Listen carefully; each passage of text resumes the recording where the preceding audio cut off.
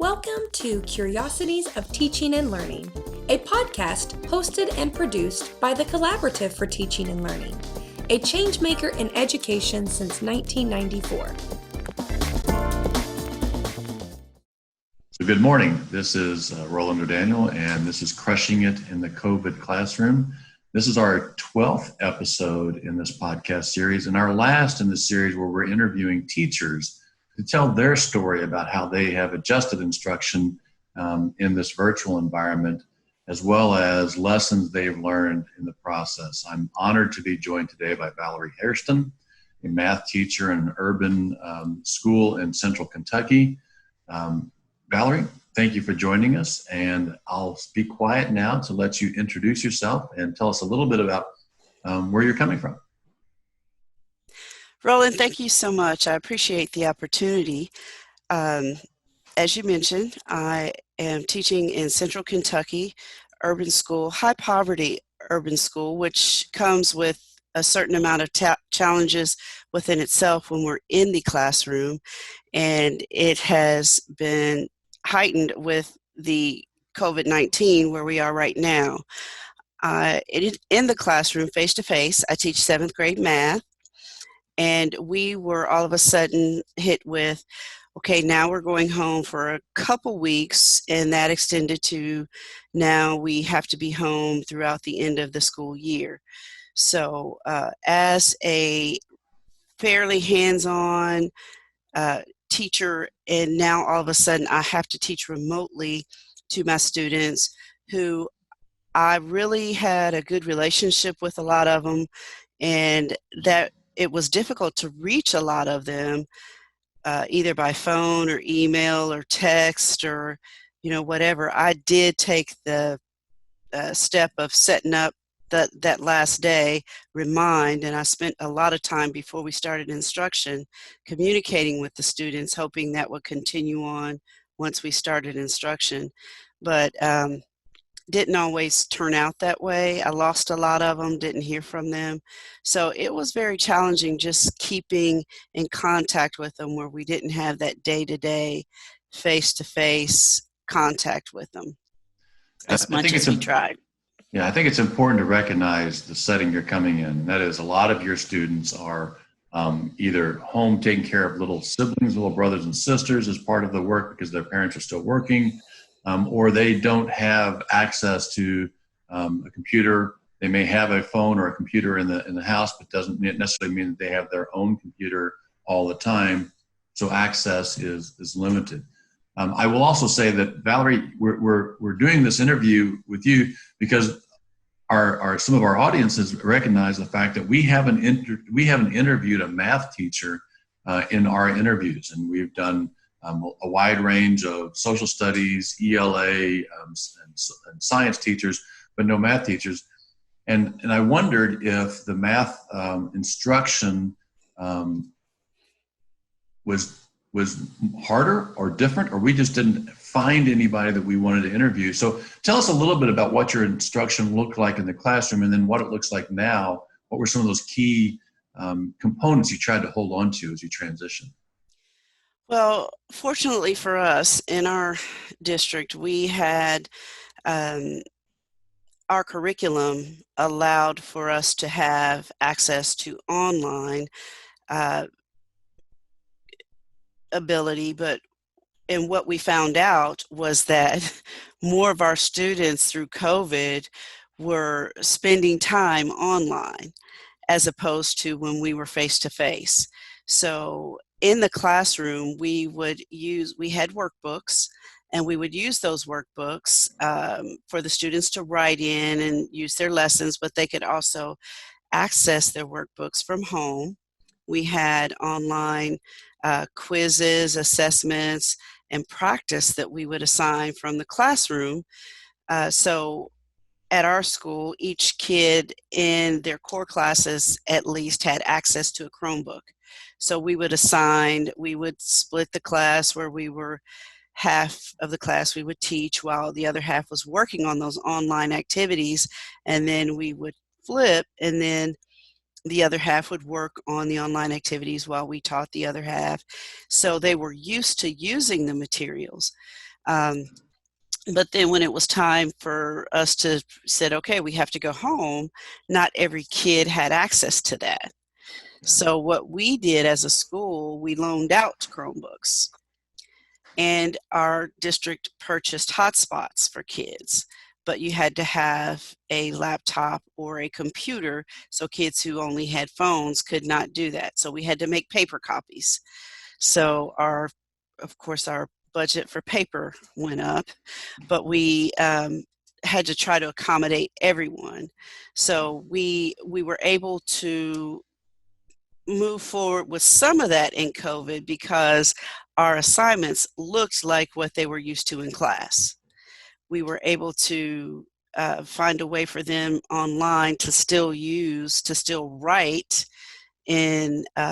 There was an app that we were able to have them use to still write, whether they had a phone or whether they had a laptop, they could still write on a PDF. So we tried to make it look as much like the classroom as we could, but we also did things like use the online whiteboard to try to engage them, to keep them coming to class, because we held class, I did anyway, just about every day for the kids that had questions or wanted to come, to try to make it as close to normal as possible. So, in talking with you yesterday, I know that one of the structures you used in your face-to-face classroom when you were doing work with your students was the Kagan grouping strategies, and that's that cooperative grouping. And you used that, if I'm not mistaken, to really kind of engage your students and give them a structure so that they could talk about the work. But they, depending on their role, they didn't know who was going to be responding. So everybody had to be able to answer the question. But they work together to come up with those solutions. And I know that doesn't translate perfectly well into the virtual environment, but that idea of getting students to talk to each other, and what are some things you did that you had some success with, and some things that I think you'll acknowledge that struggled a little bit? Yeah, to try to get them to mimic or to try to duplicate what we were doing in the classroom, because that's where we had a lot of success with that, because they never knew who was going to be called on. And our curriculum, part of our strategy for our curriculum was to promote student thinking and discussion. It was important that they talk about the math to help them understand it. So everyone had to be prepared to answer, because they didn't know who was going to be called on. So with that, one of the things that I would do in my online classroom was I would ask them to use the chat. I never had enough students to send off into groups or to send them to a breakout room to go work on something and come back. But I would ask them to write their answers in chat, or I would take them over to, I found a resource called whiteboard.fi, where we could go over, and I would have a teacher whiteboard, and I could write down a problem, and each of them would have a whiteboard, and they could work it on their own. So I could see what they all were doing, and it would allow me to formatively assess them. But at the same time, it made for good discussion, because I could tell each one of them what they were doing. And it also kind of shut down some barriers, because they took a chance and they would actually do something, and they weren't afraid of it being wrong because everybody else would see them. So that gave us an opportunity to bring out some misconceptions and talk about them, and get the students to where, oh, okay, I did that wrong. And then somebody else would say, oh, that's what I thought also. But we were able to get those misconceptions answered. I love that idea of using breakout rooms to get in these Zoom settings or Google Meet settings to get multiple conversations going at the same time. But I also appreciate your acknowledgement that with your population, you didn't have 75 kids in the class. No, no, did not. And what I recognized was when I would ask them, and I would always have teachers also in the classroom. So there was a big amount of support for the kids. So there would also be teachers who would ask other questions, to prompt other, perhaps approach the same question in a different way. So there was a lot of support for the kids within the classroom. And when the kids weren't responding, we just would, I would say, okay, so give me the answer in the chat. So then if a kid answered correctly in the chat, they would go ahead and type an answer in the chat. Well, not only did they hear from me, good job, they'd hear from other adults, good job. So they got a lot of positive reinforcement for using the opportunity to respond. I think that's one of those collaboration strategies that we'll talk about a little bit later also when we think about this idea of as an adult working in this environment. Mm-hmm. New for the kid, but it's also new for us as teachers. What are some of those collaboration schemes? But we'll come back to that in just a little bit. So tell me, what was the math curriculum that you all use? We use Envision by Pearson, and our district has made a 5-year commitment to it, and this was year 2. So year 1, we were kind of finding our way through it, and year 2, we just keep finding these little nuggets where it's, oh, now I get it. This is so much. I see where we can use this, and I see where we can do this. So there's just so much more that we're learning about it, and they've been extremely supportive to us on what we can do with it.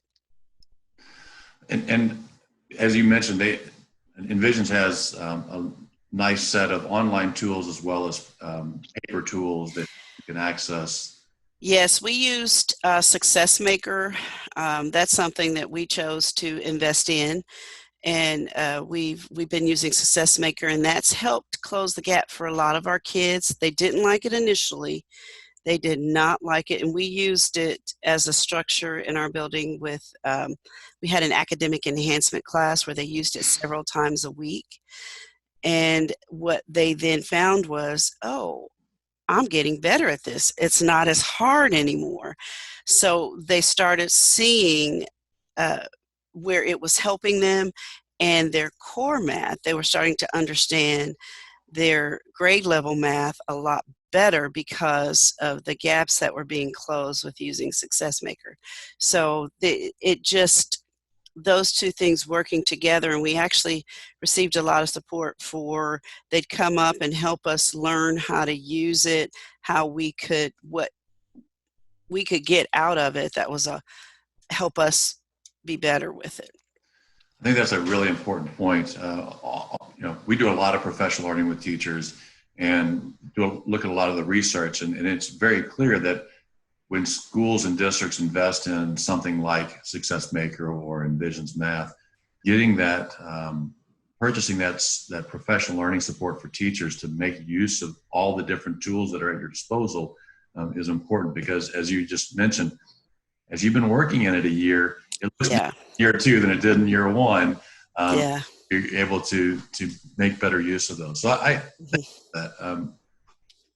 So tell me a couple lessons you've learned and things you've adjusted. You already mentioned identifying and finding that whiteboard app was a big adjustment or big bonus for you, because then you could work the math and the students could work individually and you could give some feedback. And what are some other things that you've learned as a result of this? One of the things that I learned was I really wanted to write and work through the problems as I talked about the problems. And I really focus on my teacher friends as resources, and we often share information.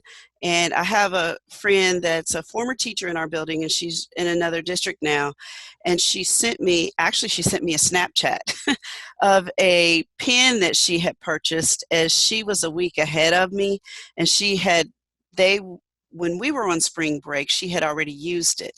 So it was a pen where she could write on her screen, and she didn't have to be on the whiteboard. So she sent that to me, and I got on Amazon the next day and I ordered one. And I started telling my seventh grade teacher about it, and he couldn't get one because I think so many people had started ordering them. It was going to be weeks before they were available, but I'd ordered early enough. And that device I use daily. So I create PowerPoint slides of the work that I've assigned to the kids, and I just work every problem. We talk about it, and I put in, I have a word wall in my classroom. So the word wall that I would have in my classroom, I have small interactive notebook size cards that we were creating throughout the year. So we were doing some hands-on stuff. I was having them create notebooks.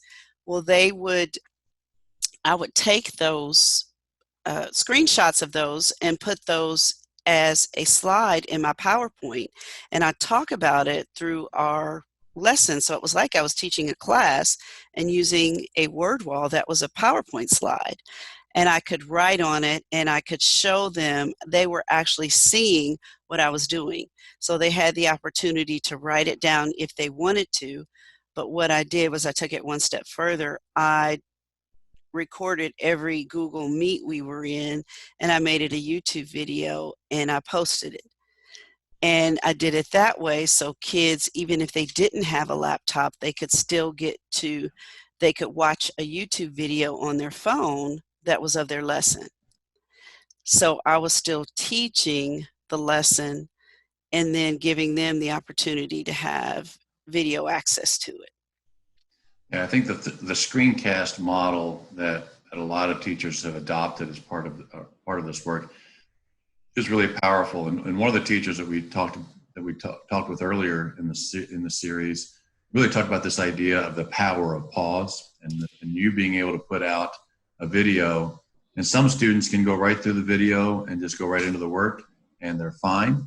But the power of pause is that students who need additional help can pause the video, rewind, or they can watch the video and go back to those places where they get those specific pieces of information from you. And I think that's something that I think has power moving forward. And we know the success of Khan Academy and the like, where they put some short videos out there and let them watch. I think it'll be interesting to see how, as we move into the next school year, more teachers who are teaching in a face-to-face adopt some of those practices. Well, I have already decided that my summer will be spent creating my lessons for next year this way. Whether we are face-to-face initially, no matter what happens, I will have lessons ready. And the beauty in knowing what my curriculum is, knowing where we will be starting next year, and knowing what that's going to look like, I have the opportunity to prepare ahead of time and get those ready so that my students, if students are absent, here's the video lesson. If we aren't face-to-face, here are the lessons. If we are face-to-face, what I've learned is there are some kids who were very disruptive during class. These kids have become model students in distance learning. They come to class, they don't have the distractions, and they are able to wait for the appropriate time to ask questions. They engage appropriately. This works for them. But those were the kids that struggled in the face-to-face classroom. So there's a whole nother element, and I never would have thought that would have happened, but I've seen it.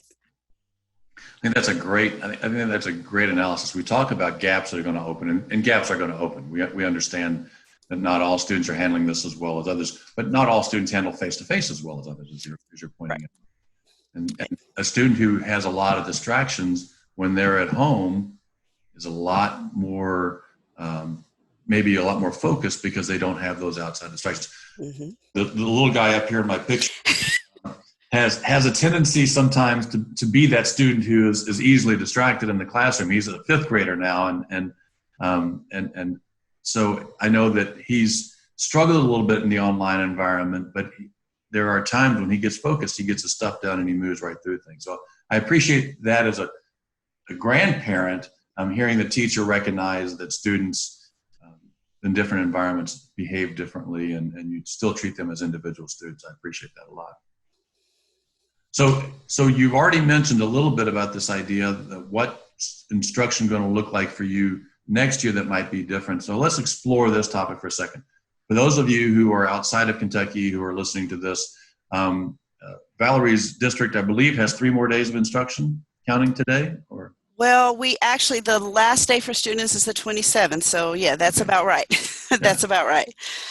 And actually, we have their last assignment. They only had one assignment for this week. So what they are doing right now is just finishing up work, and we are finishing up grading and finalizing grades to get the 4th quarter all averaged in with the 3rd quarter. So they are on a mad dash to finish everything and get it turned in.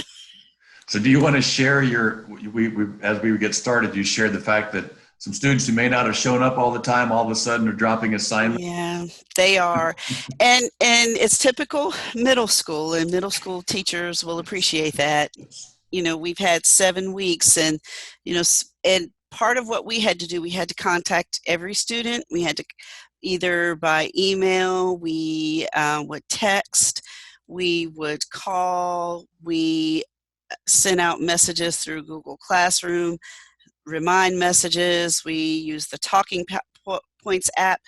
We would translate that to the parents' home language. We did all those things. And, you know, we found out we had a student who was out of the country, but was still sending in some work. So we really worked to reach the students. Well, we still had students who were not turning in work. Well, we have students who turn in work finally week 7. And it's really tough. You turn in work week 7 and then you ask, okay, what's my grade? Well, I'll get back to you on that. I've got to get all of them in.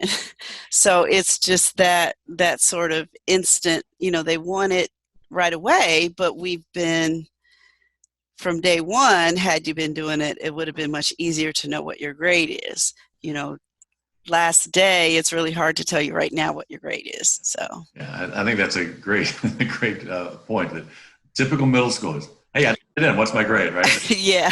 Not what's in between all of this stuff is I did right. it. So I again, as we've been having these conversations, it's always great to hear teachers who are reaching out to the students and really trying to create those channels of communication. And I think communication with parents is something that will increase as a result of this. I think a lot of our conversations have been around next year I'm going to start Remind earlier, or I'm going to do something. So is there something with parent communication that you found that's been more successful and something that you'll latch onto as you move into the next year? I think, and actually we've already talked about this, because one of the things I also do at my school is I'm on site-based council, positive postcards home, and reaching out to the kids earlier and more often. We do a good job early on, and then we get busy with the day-to-day, and it drops off. And we are setting ourselves up now to look at being able to do that on a more consistent basis, and to make sure that we reach out to the kids positively. And I think if we're doing that early and continue that, we get more parent buy-in, because and reaching out to the parents, because I think what I have found is that what the students tell the parents and what we see are 2 different things.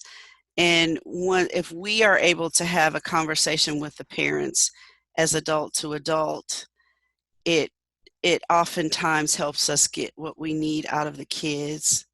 Because if the kids like to tell us, well, my mom won't answer the phone, or, you know, my mom's always working. And then when we finally get a hold of them, it's not the case. The kid knows that, you know, as long as they keep the parent out of it, there's not much work involved for them. And if we reach out to the parents early and get them involved, and positively. Of course, when we need assistance from the parents for behavior, or if we need help in that sense, we have to reach out. But just on a positive note, do more of those kind of things, I think will help us.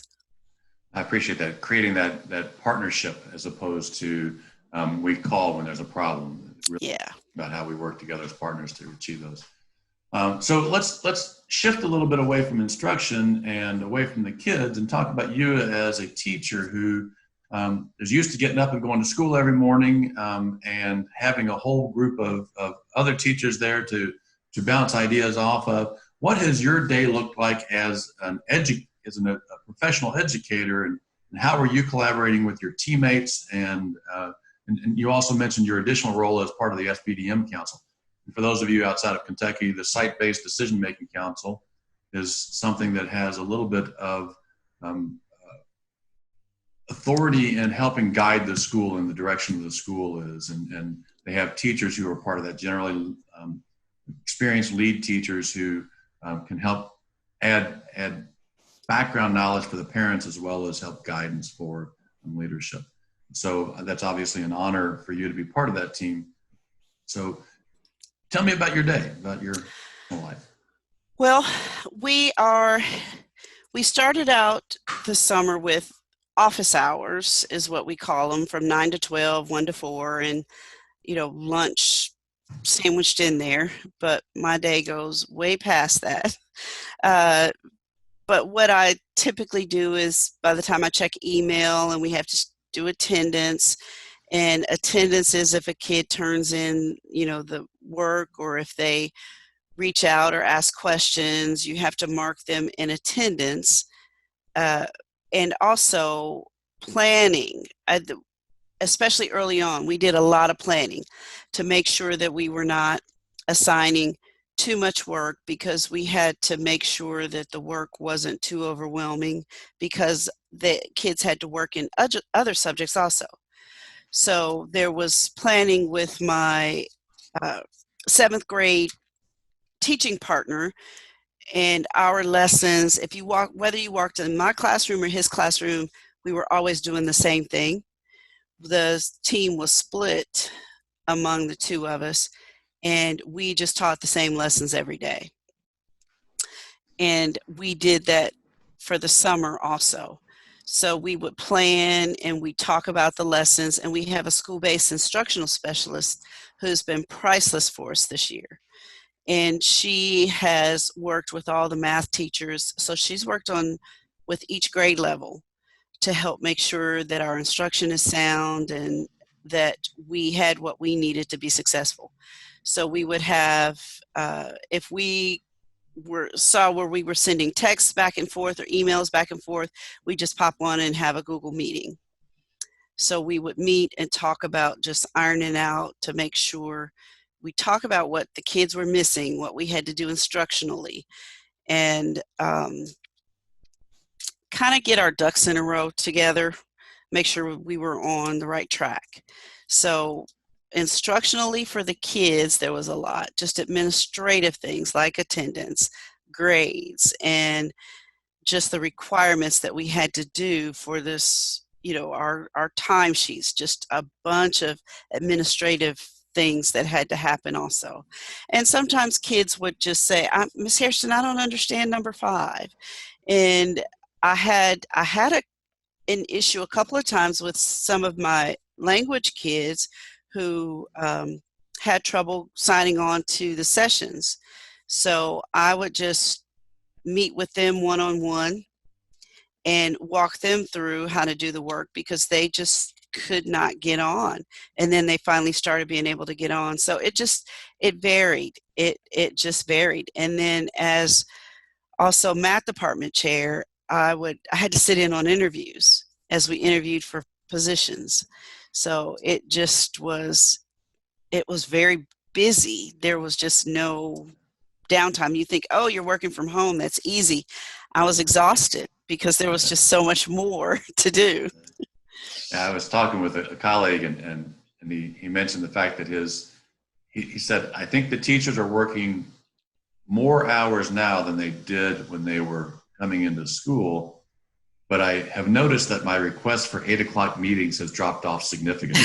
Yes. Yes, that's, usually that's when I'm trying to get a workout in or walk the dog, because once 9 o'clock hits, it's really tough to get that in. And once 5 o'clock, 4 o'clock, 5 o'clock, or whenever, if I haven't walked the dog, I have to do that. Then there's dinner time. So, the day it just moves. So I appreciate the idea as we think about this as moving forward into next year. And you've already mentioned this idea, whether or not we start off as a face-to-face or not, or we do start off and we get going and then we have to incorporate something like this as we move forward. You've already mentioned that idea about doing some screencasts just to get your kids ready for that. Are there any other structures or routines that you'll start off with right away in case we have that kind of interruption? We got, in a certain way, we got lucky that this happened at the end of the school year as opposed to at the end of the first quarter where we don't have the routines as established. By the time we get to March, routines are pretty established. The kids can know what's going on. They know a lot of the tools, as you mentioned, that you use regularly in your classroom. So have you started thinking about that idea of, I'm going to put this routine in place quickly and make sure that kids understand it, so in case we have this interruption, they'll be able to move forward? Actually, yes. I'm actually working on professional development, because our district has just been, our training has been phenomenal, because we get an email every day with, here are our sessions today. There are office hours where we can get all kinds of help. I plan on going through Google certification, at least one. I don't know how difficult that'll be, whether I'll go for 2 or not. But they've already asked me to do some training for our math workshops this summer before we go back to school. So I've already committed to one. They keep asking me to do another one, so I'll have to find another one to do.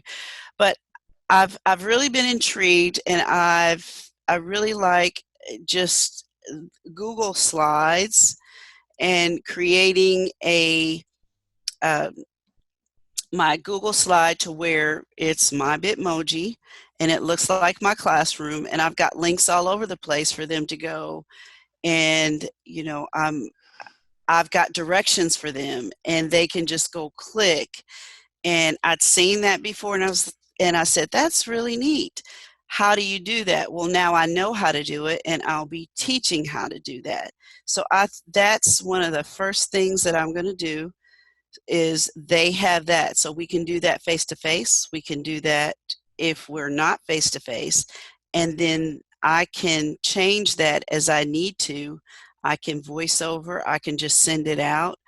And I can do that, send it out the night before, and whenever they get up, they can click on it and know what to do.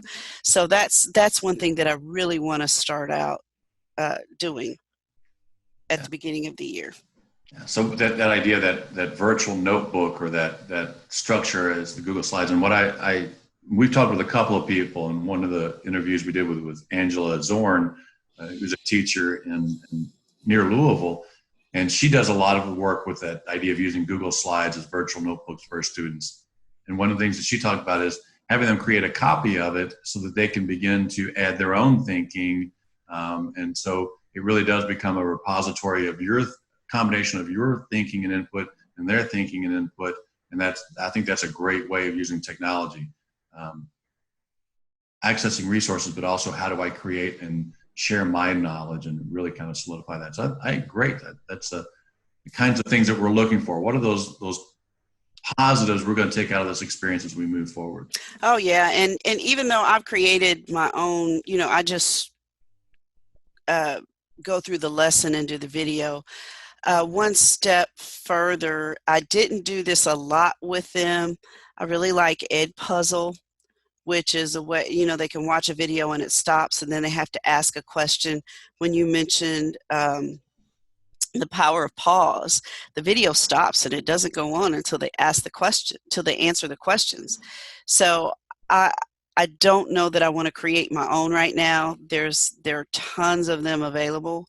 I think finding those kind of videos to give them an opportunity to assess what they should have learned will be great. I'd like to introduce more of those kind of features, so it's not just me delivering the content for them. They have an opportunity to learn it in a different vehicle. So I really look forward to that. Taking advantage of those resources that are already out there. I think that's smart. You're right. We're not inventing math in this class. Right. We're accessing it. And how do we take advantage of what's already there? So, Valerie, as we begin to wind up our conversation, are there some things that you want to share that we haven't talked about yet that you think this is something I really learned that I think is worth sharing? This is something that I learned that I wasn't really expecting. I was very, very excited going into this. I can do this. I'm a second career teacher. I used to be a computer programmer, so the technology isn't new to me. And just leaving that career and starting teaching, that was a challenge within itself. But I've always thought of myself as very positive. And I went into this, this will work, we'll be okay. It is what it is, we'll be fine. But there was a point where I just hit a wall. And that was really, really tough for me. And I had to just really struggle to pull myself out of that. And I was really struggling with, what am I doing wrong? What's going on here? This is just not working. And I had to rely on those colleagues that I'd worked so closely with, and they were all, you're a great teacher. It has nothing. It's not you. It's not you. And I knew all that, but it was just really, it had become such a struggle.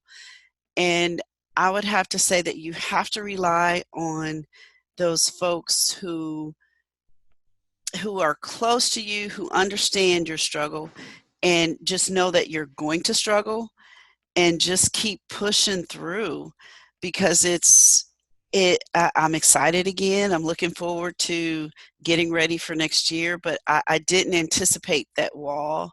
I did not anticipate that, why am I even doing this? Nobody's showing up to class. What's going on?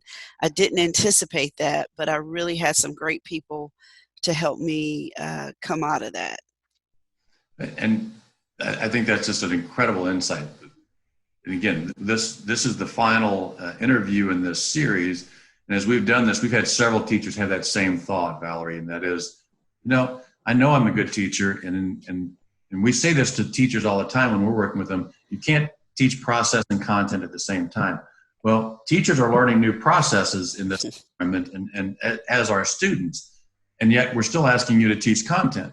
But that idea of, this isn't working. I know how to do this. But that resilience that teachers have, showing up every day and saying, I'm here to do the best I can for my students. In the long run, I know that's going to have a positive impact. I think that is the power, one of the superpowers of teachers that we're excited to celebrate as part of these conversations. So thank you for that. Yeah, and right about that time, I kind of stepped out and outside of my little box, and I I actually applied for and got, our county has a FCEA, the Fayette County Education Association has a teacher award, and I actually ended up getting that. So it was right about that time, and it's like, what's going on here? This is just, but it was very humbling and exciting to get that award, just as I was thinking, why am I even doing this? So that was very exciting. But we just have to support each other. And that collaboration is so important. Yeah. Even though we're all stuck in our own homes, how do we reach out and have that conversation with other teachers? Thank you so much for your time and your thoughts and your thinking on instruction. as I've already mentioned, this is the final of this interview series during the instructional time where teachers are really finding their way. We started the series to really celebrate the teacher leadership that teachers are showing during this time, and to shine a light on teachers like Valerie, who are struggling to get started, but not letting that keep them down, and working to support their students and their learning, and learning a lot of different ways to do that as they move forward. We will have a second series that we're going to be thinking about now. What does instruction look like in the fall as we move forward? And we're excited as we begin thinking about learning and extending the thinking that Valerie shared with us today about some things that we want to put in place for next year, and how do we continue to have those opportunities for students to create and share and collaborate, as well as how teachers collaborate as we work together. So again, Valerie, thank you for your time, and thank you so much for your willingness to participate in our interviews. Well, thank you so much. Again, I totally appreciate the opportunity, and thank you for reaching out. It was a great time. Okay. All right. Good job. Thank you so much. Okay, thank you. That was fun. I really enjoyed that. I'm glad that they sent me your way. So that was fun. I really enjoyed it. So the plan is we'll advertise this a little bit. We'll put a couple little posts out, and we'll post it tomorrow at 10. Okay. A little bit of editing on it to add the intro and the closing, and then we'll go forward. So there's a good chance that one of the things that we're doing in that second and third series is what we're planning is we may reach out as we get closer to the school year, and think, okay. now that it's not a theoretical thing, we know where we're going. Yeah. What does it look like for you as we move forward? Okay. All right. Well, just, you know how to reach me. All right. Thanks a lot, Valerie. Okay. Thank you. Bye.